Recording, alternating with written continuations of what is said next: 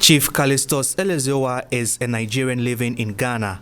He moved here to set up his business 17 years ago. Ghana is home to many immigrants from the West Africa sub-region, but some Nigerians say they are no longer safe living in the country. We feel so threatened. We feel our investment is not secured. Nigerians feel that they are not protected by the government of Ghana.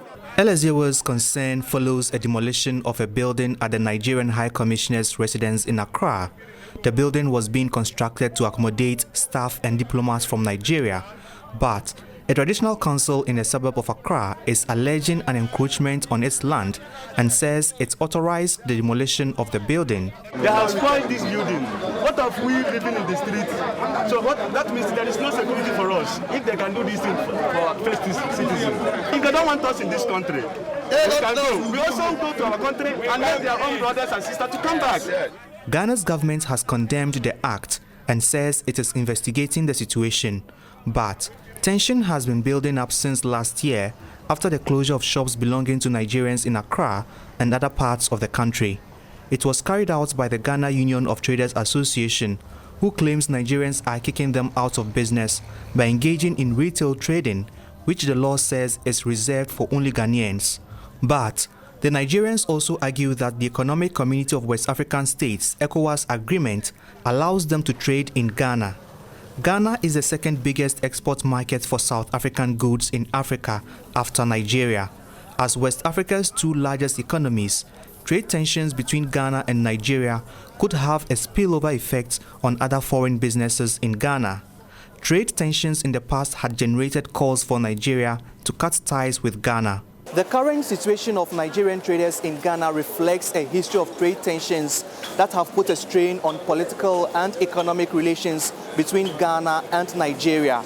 In 2012, the government closed down shops of foreigners, especially Nigerians, for failing to comply with a law that required them to invest $300,000 as capital of their business and also employ at least 10 Ghanaians before operating.